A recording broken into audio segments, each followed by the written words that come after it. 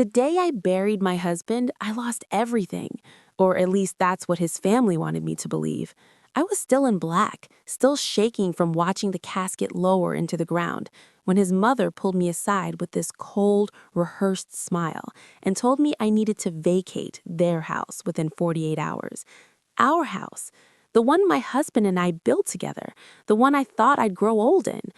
I didn't even have time to process her words before his sister stepped in, handing me a folder like it was some kind of business transaction, not the complete destruction of my life. Inside was a copy of the will, and my name wasn't anywhere in it. Not a single mention, nothing. They stood there watching me, waiting for me to break, and I almost did. But what they didn't know, what none of them knew, was that my husband had called me just 3 nights before he died, his voice low, urgent, telling me there was something important I needed to remember if anything ever happened to him, and I hadn't understood it until that exact moment. I'm 28, married for 4 years, and until a week ago, I genuinely believed I had a solid, loving life. My husband, Daniel, wasn't just my partner. He was my safe place, the one person who always stood between me and his family's quiet disapproval. They never liked me, not from the start. I wasn't their type. Not wealthy enough, not connected enough, not someone who fit into their polished, picture-perfect world. But Daniel never cared. He chose me anyway, every single time. And for years, that was enough to keep their distance from turning into something worse, until he died. The accident was sudden, brutal, and left me completely unprepared for what came next. Because losing him wasn't the only thing I had to survive. His family wasted no time turning my grief into a battlefield.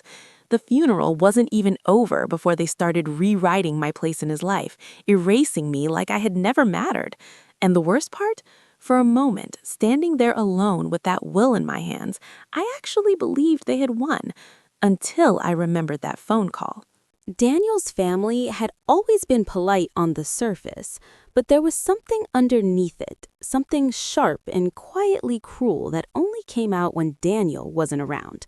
His mother, Linda, had this way of smiling at me like I was a temporary inconvenience, someone she just had to tolerate until something better came along. His sister, Rebecca, didn't even bother pretending. She would make comments disguised as jokes, little digs about my job, my background, the way I dressed, anything to remind me I didn't belong in their world.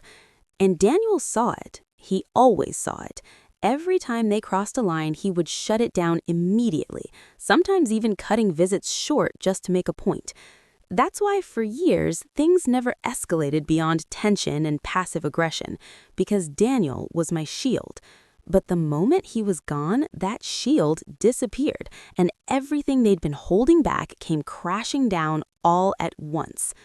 The day after the funeral, I came back to the house, our house, only to find the locks had already been changed. I stood there, still in my black dress, staring at the door like it didn't make sense, like maybe I had walked up to the wrong home by mistake. But then Rebecca opened it from the inside, leaning casually against the frame like she had been waiting for me.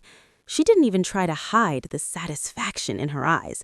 She told me I wasn't welcome there anymore, that the house now legally belonged to their family, and that I should have already packed my things like her mother had instructed.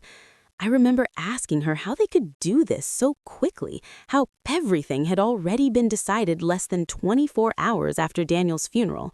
And that's when she smirked and said something that made my stomach drop. This had been planned. Apparently, Daniel's will had been updated months ago, leaving everything, every asset, every account, the house, to his mother. Not me, not the woman he married, not the person he shared his life with. I felt like the ground had completely disappeared under me. Nothing about it made sense. Daniel would never do that. He had always reassured me that I was taken care of, that we were building a future together, not one where I'd be left with nothing. But standing there, looking at Rebecca holding the keys to my home, I started to doubt everything. She handed me a small suitcase, just one, and told me that was all I was allowed to take for now. The rest, she said, would be sorted later.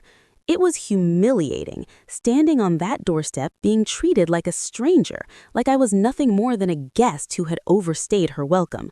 I could feel myself breaking piece by piece, but I refused to cry in front of her. Not then, not when that smug look was exactly what she wanted. So I took the suitcase, walked away, and didn't look back. Not because I was strong, but because I knew if I turned around, I wouldn't be able to stop myself from falling apart. And as I sat in my car, gripping the steering wheel like it was the only thing holding me together, that's when Daniel's voice echoed in my head again. Low, serious, different from anything I'd ever heard from him before.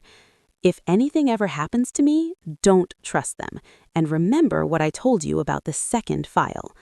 At the time, I hadn't understood what he meant. But now it was starting to feel like the only thing that might save me.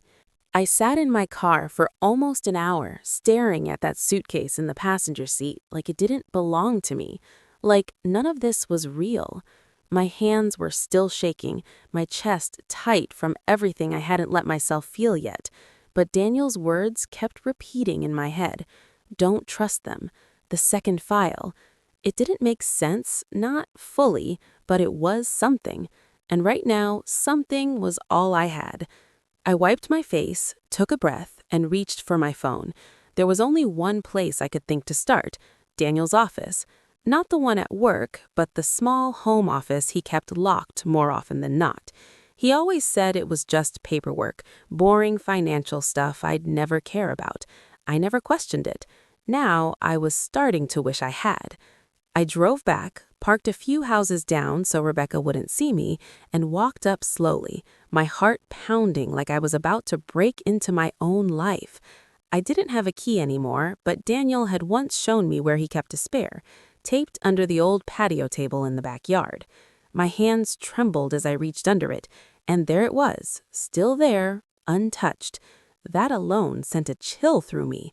If his family had really taken over everything, how had they missed something so obvious? Or maybe they didn't know what they were looking for. I slipped inside quietly, the house eerily silent without Daniel. It didn't feel like home anymore. It felt like a place I wasn't supposed to be. I moved quickly, heading straight for his office. The door was locked, just like always. For a second, panic hit me again, but then I remembered. Second file, not second drawer, not second key, second file. My eyes scanned the hallway, my mind racing, trying to connect something, anything, to those words. And then it hit me. Daniel had two filing cabinets, one in his office and one in the garage. The one in the garage was old, dusty, practically forgotten. I had always assumed it was just filled with junk, old bills, warranties, random paperwork he hadn't thrown away yet. But now it suddenly felt important. I rushed out there, my footsteps echoing too loudly in the empty space. The cabinet was exactly where I remembered, tucked into the corner, covered with a thin layer of dust like no one had touched it in months, maybe longer. I pulled the top drawer open first. Nothing but old receipts. The second, manuals, expired documents. My heart started to sink. What if I was wrong? What if I had misunderstood him completely? But then I reached the bottom drawer, and that's when I saw it. A single file. Clean. Out of place. Labeled in Daniel's handwriting, if needed. My breath caught in my throat as I slowly pulled it out, my fingers barely able to hold on to it. This was it. This had to be it. I opened it right there in the garage, not even bothering to go back inside. Inside were documents, legal papers, copies of bank records, and something else, something that made my stomach drop all over again. A second will, signed, dated just weeks before he died. And this one had my name all over it. Every asset, the house, the accounts, everything, left to me, not his mother, not his sister, me. My heart started racing, but it wasn't relief, not yet, because clipped to the front of that will was a note, written in Daniel's handwriting, rushed but clear. If you're reading this, it means they moved faster than I thought. Call Michael. Don't show this to anyone until you talk to him. I stared at that name, my mind spinning again, because Michael wasn't just anyone. He was Daniel's lawyer. And suddenly, everything felt a lot bigger than just a cruel family trying to push me out. My hands were still shaking as I sat back in my car, the second will resting in my lap like it was something fragile, something that could disappear if I looked away for even a second. Daniel knew. That was the only thought running through my head. He knew they would try something like this. He knew they would move fast, cut me out, and take everything before I even had time to think. And somehow, he had already put a plan in place. I stared at the note again. Call Michael. I didn't hesitate this time. I pulled out my phone and searched for his number, my fingers fumbling as I hit dial. He picked up on the third ring. Calm, professional, like he had been expecting this call. The moment I said my name, there was a pause, and then his tone shifted completely. Serious, focused. He asked me one question. Did you find the second file? My chest tightened. Yes, I whispered. Another pause, heavier this time. Then he said something that made my entire body go cold. Then you need to listen to me very carefully. What your husband's family is doing isn't just unethical, it's illegal. My mind reeled as he explained everything. The will they showed me, it was real, but it wasn't the final version. Daniel had come to him weeks before his death, worried, suspicious of sudden changes in his mother's behavior, and insisted on creating a new will, one that protected me completely. But he didn't trust that it would be enough on its own. According to Michael, there had been attempts, subtle ones at first, to gain access to Daniel's accounts, to pressure him into transferring ownership of certain assets. Nothing concrete enough to act on legally at the time, but enough to make Daniel uneasy. That's why he created a backup plan. The second will wasn't just a replacement, it was part of a larger legal safeguard. Michael told me that the moment Daniel passed, the updated will was supposed to be filed and executed immediately, but someone had interfered. Someone had access to the older version first and pushed it through before Michael was even notified. My stomach twisted as it all started to make sense. The speed, the confidence, the way Rebecca had smirked like she already knew the outcome. This wasn't grief turning them cruel. This was something they had been waiting for, planning for. We're going to fix this, Michael said firmly, but you have to do exactly what I tell you. Do not confront them, do not show them that file, and most importantly, do not go back to that house alone again. I swallowed hard, my eyes drifting back toward the place that used to be my home. What do I do? I asked quietly. His answer came without hesitation. You let them believe they've already won. That night, for the first time since Daniel died, I didn't feel completely powerless. I was still grieving, still shattered, but underneath it, something else had started to grow. Something steady, something dangerous. Because his family thought they had erased me, pushed me out like I never mattered. They thought I was alone, broken, easy to control. But they had no idea what Daniel had left behind, and they definitely had no idea what was about to happen next. For the next 2 days, I did exactly what Michael told me to do. I disappeared. I checked into a small hotel across town, kept my phone on silent, and ignored every single message that came through from Daniel's family. And there were a lot of them. At first, it was fake concern, his mother asking where I was, telling me we needed to talk things through. Then came the irritation, the passive-aggressive comments about me avoiding responsibility, and finally, the threats. Rebecca didn't even try to hide it. She sent a message saying if I didn't come back and cooperate, they would make sure I never saw a single thing Daniel left behind. I almost laughed when I read that. Almost. Because for the first time, I knew something they didn't. Meanwhile, Michael was working fast. He had already filed an emergency motion to halt the execution of the original will, citing fraud and interference. He explained that what Daniel's family had done, rushing the outdated will through, cutting him out of the process, was a serious legal violation. And once the court saw the second will, along with the documentation Daniel had prepared, everything would shift. But timing mattered. We needed to catch them fully committed, to let them act like everything was theirs, to make it undeniable. On the third day, Michael called me early in the morning. His voice was calm, but there was something underneath it, something sharp. "It's time," he said. By noon, we were sitting in a quiet conference room, waiting. I felt my heart pounding in my chest as the door opened and Daniel's family walked in. Linda first, composed as ever, followed by Rebecca, who froze the second she saw me sitting there. The look on her face, shock, confusion, then irritation, it was almost worth everything I had gone through just to see it. "What is she doing here?" she snapped, turning to Michael. He didn't even flinch. "She's exactly where she's supposed to be," he replied evenly. Linda tried to recover quickly, forcing that same cold smile. "We've already handled the estate. There's no need for this." Michael slid a folder across the table, calm and precise. "Actually, there is, because the will you executed is no longer valid." The silence that followed was deafening.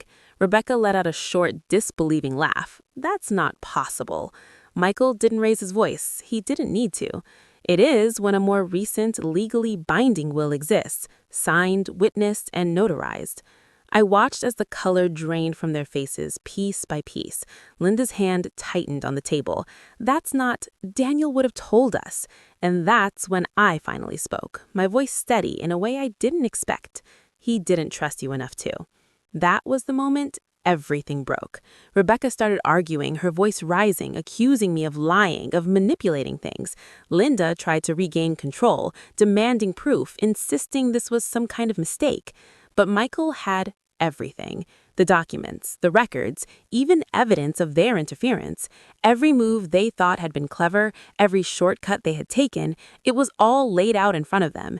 And for the first time since Daniel died, they weren't in control anymore. They were trapped in the mess they created with nowhere to run.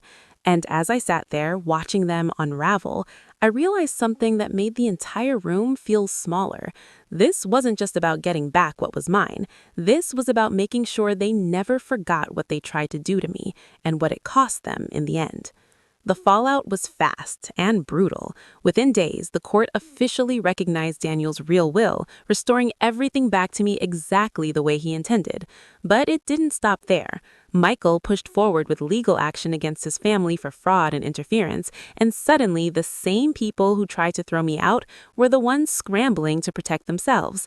Accounts were frozen, assets were investigated, and the house they tried to steal, legally mine again, every inch of it. Linda stopped calling. Rebecca went silent. The confidence, the arrogance, the way they looked at me like I was nothing, it all disappeared the moment they realized they had lost everything they tried to take. And me? I walked back into that house not as someone who had been cast out, but as someone who had been chosen, protected, and ultimately proven right. Daniel knew exactly who they were, and in the end, he made sure I would never lose to them. So if there's one thing I learned from all of this, it's this. When people think they've buried you, sometimes that's exactly where the truth rises from.